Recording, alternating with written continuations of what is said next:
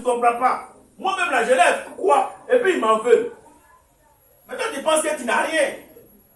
Tu te vois physiquement. Non, je signe rien. Moi-même, je n'ai pas l'argent. Moi, mon compte en banque, même là, je n'ai pas compte en banque.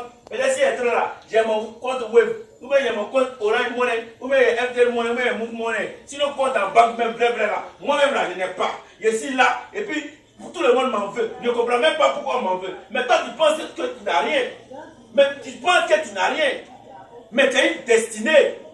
Et c'est ta destinée là que les gens voient. Amen.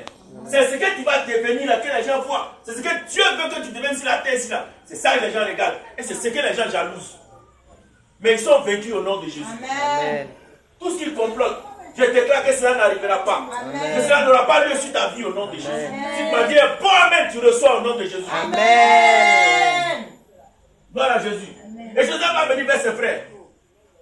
Et il y a un qui va dire, non, il ne faut pas, on va le tuer. On a qu'à le prendre, on va le jeter dans le puits là. Il y a un puits où il n'y a plus d'eau. Donc on va le prendre pour le jeter dans le puits. Parce que lui, il voulait prendre Joseph pour le sauver, pour le ramener chez son père. Donc, ils ont pris Joseph, ils l'ont jeté dans le puits. Et puis ils se sont assis, ils sont en train de manger. Ils ont enlevé l'habit que son papa lui a donné en cadeau là. Hein? Ils ont enlevé ça sur lui. Eux, ils ont des tuniques d'une seule couleur. Mais Joseph, son papa lui a donné un cadeau tunique de plusieurs couleurs. Bien joli là. Donc ils sont jaloux. Ils ont enlevé Abila, mais celui d'abord ils ont déchiré. Et puis ils l'ont déposé. Abila a fait quoi? Hein? Jalousie là, ça l'embête. Hein? Amen. Amen. Amen. Jalousie là, ça l'embête, ça l'associe. Amen. Abila a fait quoi? Ils ont déchiré Abila et l'ont jeté d'abord. Et puis ils l'ont soulevé, ils l'ont jeté dans le puits. Puis où il n'y a pas l'eau. Ils se sont assis et puis ils ont commencé à manger. Maintenant ils ont levé les yeux, ils ont vu une caravane d'Ismaélites. Les enfants d'Ismaël. Eux sont les enfants de Jacob. Eux sont les descendants de Jacob. Comment on appelle ça? Abraham a eu 2 fils. Isaac plutôt. Ils sont les enfants d'Isaac. Isaac, Jacob leur papa. Jacob, Isaac est leur grand-père. Isaac est le papa de eux, leur papa Jacob. Donc, c'est le frère, les descendants du frère de Isaac, de leur grand-père, qui est Ismaël là. C'est eux qui venaient en caravane. Donc, ils étaient dans la caravane, eux c'est les commerçants. Et ils étaient des passages, des Madianites. Ils étaient en train de devenir des Ismaélites plutôt. Et puis, ils ont levé les yeux, ils l'ont vu. Il y a un qui a dit, mais au lieu de le tuer là, on a qu'à le vendre. C'est notre frère. On ne peut pas tuer notre frère, notre propre frère, on ne peut pas le tuer. C'est notre sang, c'est notre chair. C'est l'enfant de notre papa. Donc on ne doit pas le tuer. On n'a qu'à le vendre. Donc il a donné une idée comme ça, il dit oui c'est vrai. On n'a qu'à le vendre. Et ils ont fait sortir Joseph du puits. Ils lui ont balancé une corde et puis ils l'ont tiré. Il y a des situations souvent que tu vis là. Il y a comme les personnes, il y a quelqu'un qui vient contre toi, il est venu pour t'aider. En fait, il n'est pas venu pour t'aider. Dis amen avec moi.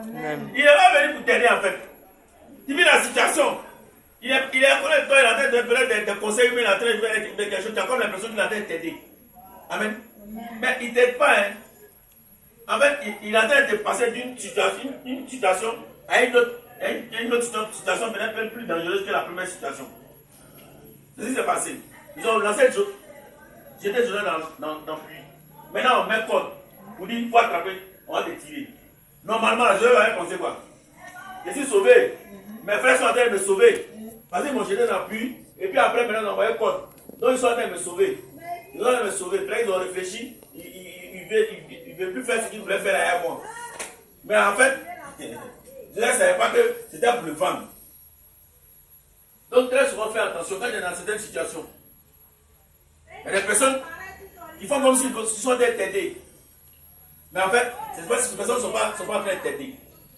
Les personnes sont près de toi pour t'enfoncer. Il faut avoir le discernement. Que le Seigneur t'accorde le discernement au nom de Jésus. Que Dieu t'accorde le discernement au nom de Jésus. Voilà Jésus. Et Joseph va enlever Joseph dans le puits. Ils vont lui donner Madiani à 20 cycles d'argent. Ils vont le vendre. Ses frères vont le vendre. Amen. Ses frères vont le vendre. Et puis, les Ismaélites, quand ils vont se rendre en Égypte, au lieu de vendre Joseph à un petit type, Dieu va faire de telle sorte qu'ils vont vendre Joseph à un grand type. Amen. Ils vont vendre Joseph à un grand type. Ils vont vendre Joseph à Potiphar, le chef des gardes de Pharaon. Amen. Je vais te dire quelque chose. Pourquoi tu rentres dans ta destinée? Il y a des situations que Dieu va provoquer. Il y a des situations que Dieu va provoquer. Ne pense pas que ce n'est pas Dieu qui est en train de provoquer. Mais c'est Dieu qui est en train de provoquer ces situations. Pour t'orienter, pour t'envoyer dans ta destinée. Joseph là, Dieu lui avait montré qu'il allait être roi. Mais son papa n'était pas roi. Pour devenir roi, il faut être un prince. Amen. C'est s'il était prince qu'il allait être roi. Et même s'il était prince, il avait 12 frères. Lui, il était le 11e. Il ne peut pas devenir roi. Il ne peut pas devenir roi. Amen. Parce qu'il n'est pas celui qui va succéder. Puisqu'il n'est pas grand. Il n'est pas grand frère. Amen. Gloire à Jésus. Amen. Et donc Dieu va le prendre pour l'envoyer dans un autre pays. Dieu va changer de pays. Regarde. Café, cacao là, ça ne pousse pas partout. Si ça poussait chez les blancs là, ils n'allaient rien faire avec nous. Et même quand il faut plantation, les plantations de vignes, les plantations de blé, que les blancs font chez eux là-bas, là, c'est à perte de vue. C'est-à-dire que c'est les machines qui font récolte. Et tellement c'est beaucoup. Amen. Café, cacao là, ils allaient planter ça là-bas beaucoup. Celui qui a introduit le café en Côte d'Ivoire ici, c'est un Français. Il a pris pied de café là, je vais au Brésil, en Amérique du Sud là-bas, et puis il est venu essayer, et puis ça a marché. Il s'appelle Verdier. Arthur Verdier. C'est lui qui a pris pied de cacao là, pied de café pour venir mettre ici. Si ça poussait en France, elle allait prendre ça pour aller envoyer en France, puis ça allait pousser là-bas. Donc toutes les plantes là, ne poussent pas dans toutes les terres. Pourtant Dieu dit, celui qui sème, moissonne. Comment est-ce que Dieu dit? La parole de Dieu dit pas ça. Il dit, celui qui sème là, il moissonne.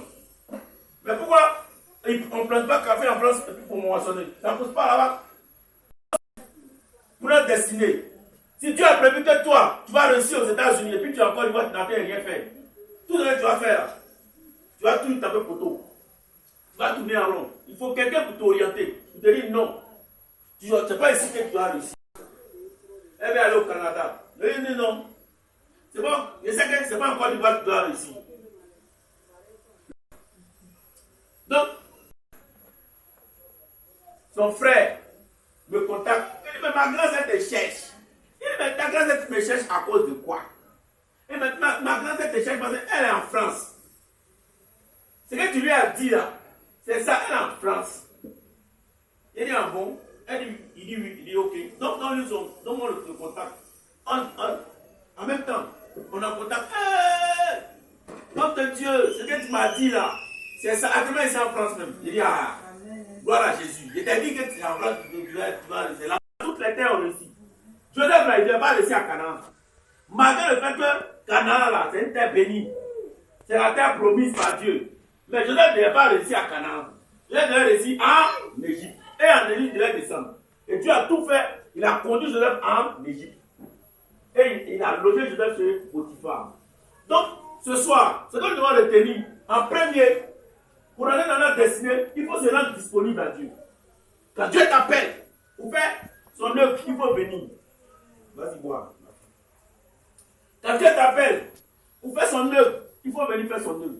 Si Dieu t'appelle pour te dire, je veux que tu soutiennes mon œuvre, avec ce qu'il te donne, il faut soutenir. Rends-toi disponible. Rends-toi disponible à Dieu. Ne rechigne pas l'appel de Dieu. Ne rechigne pas l'appel de Dieu. Si Dieu t'appelle, il faut venir.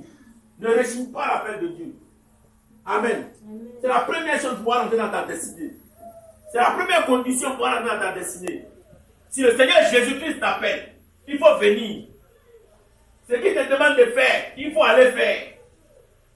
Il faut obéir. La Bible déclare que l'obéissance